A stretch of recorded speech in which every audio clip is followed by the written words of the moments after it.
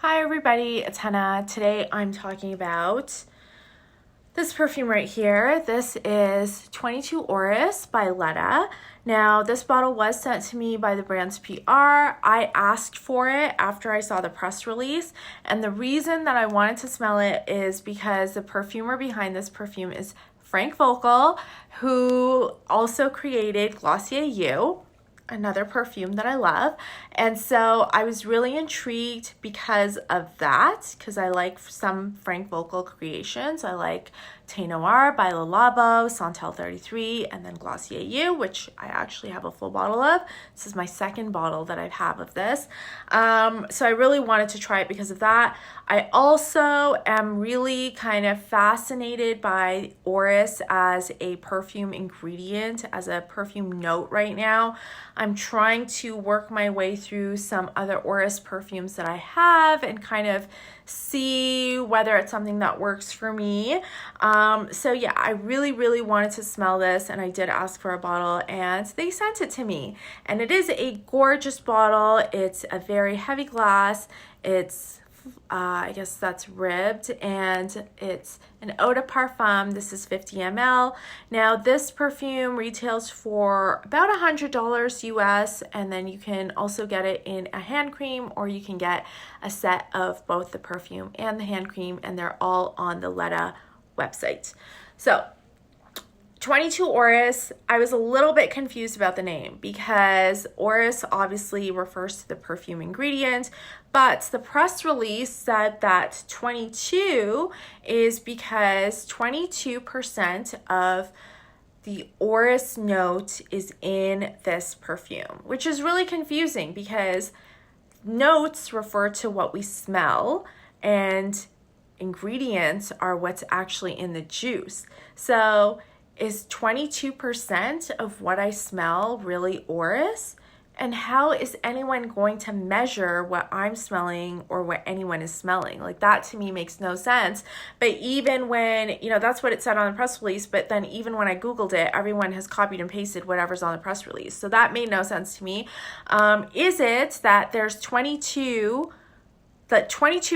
of this juice is Orris? Now, I find that really hard to believe because Orris is a very expensive ingredient. Orris is actually referring to the roots of the iris flower.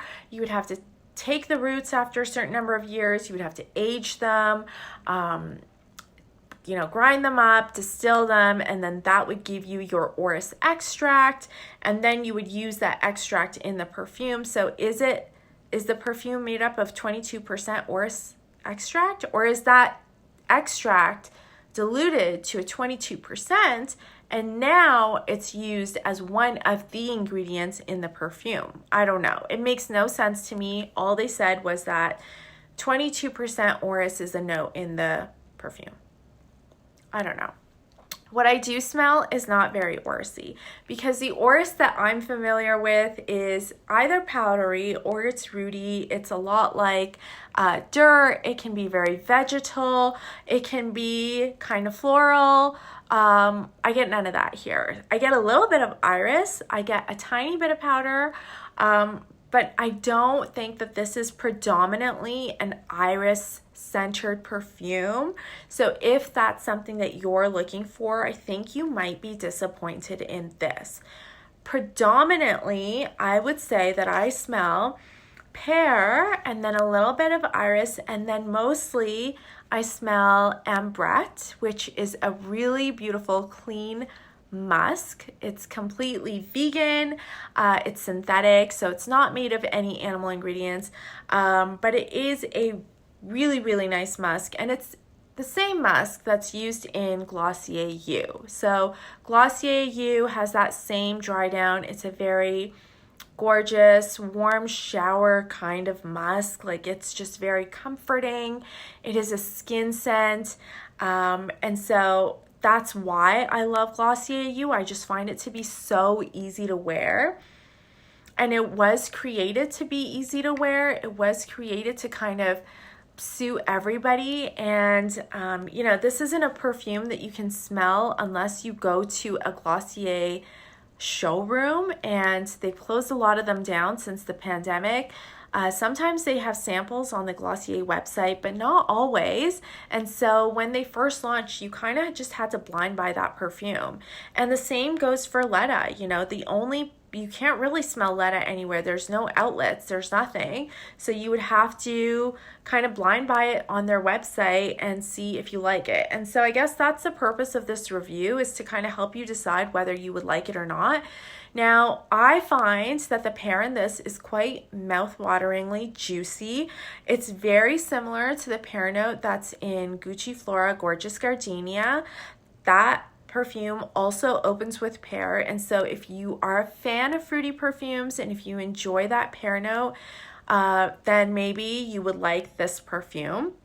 If you want something that eventually ends up being a skin scent, then perhaps this would be a perfume for you also. If you've kind of tried other musk perfumes and you've been disappointed because they're too floral or too musky, then maybe this is something that's different, because I find that it's not very floral at all. I find that it's more of a fruity musk, and that is maybe what makes it more unique than other musk scents that are out there. Diptyque Fleur de Peau is also one that has ambrette in its dry down, and that one is maybe a little bit easier to find and a little bit easier to sample, or at least try on your skin to see if it works for you and see if you like that musk note and if that works for you. But that one is very, very floral. This is not very floral. It is mostly a pear, I guess, irisy ambrette perfume, and it's beautiful. I love the dry down of it. I have worn quite a bit of it since I got it, because it did launch late last year. I've just kind of taken my time in reviewing it. I've tried wearing these side by side, and they're not exactly the same. They are different. I would say for me personally, I like Glossier You better, just because I don't like fruity perfumes. They've listed pear leaf as one of the top notes in this, and I think that really it's not pear leaf. It is really just a really, really fruity, delicious pear. It's like one of those pears that's so juicy that, you know, you bite into it and you just have like juice like everywhere. That's the kind of pear that's in this, and if you like that, if that's something that you're into, then definitely see if you can sample this and try it. But yeah, that's the perfume. And that's it from me. Let me know if you've tried this or if you've heard of the influencer. Oh yeah, I forgot to mention this. This is an influencer brand. So the influencer, her name's not Ledda, it's something else, but Ledda, the brand, is an influencer brand, and she's going to apparently launch some more perfumes, so we'll see what those are. But yeah, I like the packaging. I still like the dry down of this perfume. I really love that, and it does turn into a skin scent, so I think it would be great to wear during the day, because by the time you get to where you're going, like whether it's work or it's school or whatever, then that pear will probably mostly be gone, and what will be left is that really easy to wear skin scent that's inoffensive and pleasant and just beautiful, really, quite feminine, I would say. And then you know, if that's not something that you like, then Glossier You has that same ambrette note and kind of just goes into that ambrette a little bit more quickly. But yeah, this is something that I think is more of a daytime, easy to wear, everyday kind of perfume, and it's gorgeous at that one. And let me know if you've tried this, and I will see you next time. Bye.